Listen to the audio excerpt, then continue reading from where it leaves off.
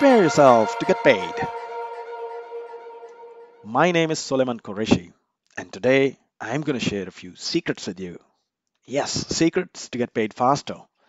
A few do's and do nots of collection calls, how to make your collection calls right and make them more effective, what to say during the collection call and what not, and many more questions like this. So, guys, are you ready? Confidence is the key. First and foremost, be aware of your body language. A message is communicated to the receiver by words, the way the words are spoken, and body language. So stand up while making your collection calls. Doing so helps your voice come across more authoritative and will assist you in getting the customer to feel the sense of urgency. Let me explain it to you through an example. Stand up so the air passage is open and say, "Good morning." Or sit down and relax into your couch so that your shoulders and your chin is relaxed and then say good morning. Can you hear the difference? Yes, that's it. If you give a customer more time to pay, they will definitely take it. You have to make sure they understand the urgency. Instill a sense of urgency through your body language.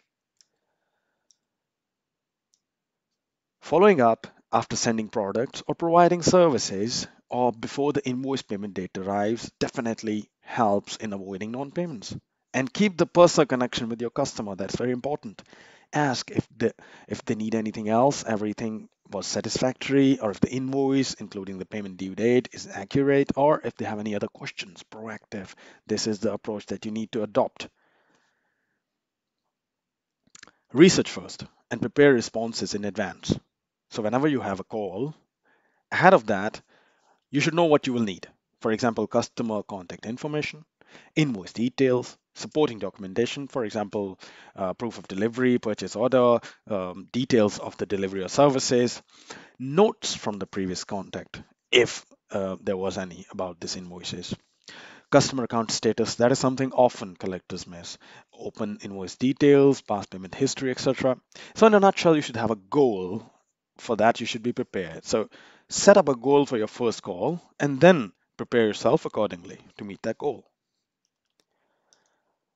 So in the first and very initial call, you should be able to communicate who you are, what company you're calling from, which invoices you're calling about, the amount and the date it was due. Have they received these invoices? This is a very important question. When are they scheduled to pay those invoices? Name and the title of the person you're speaking with. These are a few information you should communicate in the first call for sure. Make sure you take very careful notes. Record every point of your conversation when you start having discussion with your customer, such as time and date of the call, promises made by your customer, planned payment dates, any actions which are required. Keep a log of your calls when you do call and whom did you call, what did you agree, all these things.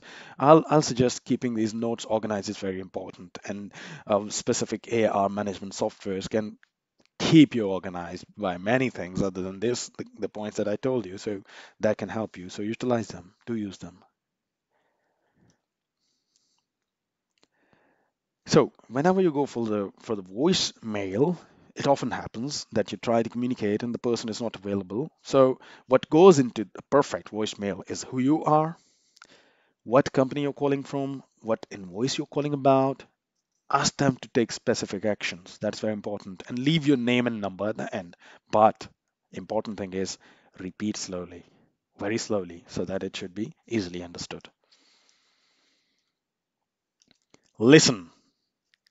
Before anything else, listen. Initial collection calls should aim to confirm the debt has been paid or not, so as not to alienate or otherwise good customers. The unpaid invoice may be a miscommunication and not a collection issue at all. So you want to be very careful. Another member of your sales staff could have made a promise that they didn't make. The product they have been shipped incorrectly, or the invoice was not sent or received, saying something like this: "Hi, I notice you are behind this invoice. Was there any problem with it?" Get the client to start talking and have that clean piece of paper so that you can scribble your notes very well. So don't jump right away to the conclusions that they are not paying at all or stuff like that. Let them speak. Ask why you have not been paid. Show understanding and sympathize with your customers. Convince them that they have an obligation to pay you. Reiterate the amount they owe and the date it was due and remind them of any promises they have made in past. Propose a specific payment action. Be realistic given that what you are learned from the previous experience. Be in control of the conversation. Do not ask them how much they can pay and when. Remain professional at all times. Be nice, but in control. The tone of your voice can affect the way conversation may go. If you are positive and cheery, the person you're calling definitely will respond back better. Treat them as customer services calls, not collection calls, as you don't want to lose your customers. So develop long-term business relationships with your customers. They will be less likely to delay your payments if you are on friendly terms. Be flexible but firm.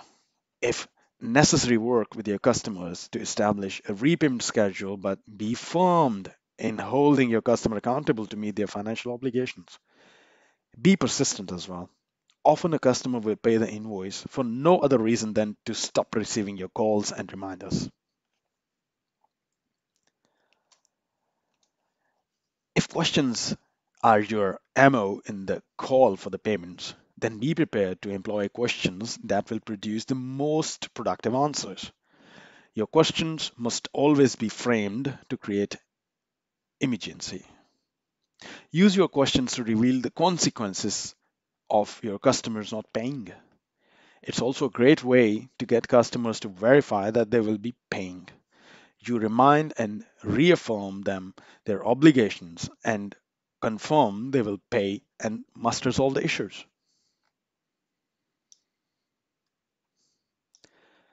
Confirm with the data a summary of what was agreed on the phone, including these items before ending the call. How the payment will be made, when the payment will be made, if there's any dispute, who will do what in that regard, if there are any documents which are required or missing, who and when it will be provided by. In specific areas, I'll prefer to document your efforts, for example, minutings, your meetings, etc. Ask, just ask because you're a business, not a bank. I hope it was useful, guys, and you enjoyed it as well. Thank you very much for joining today and looking forward to talk to you again. Bye bye.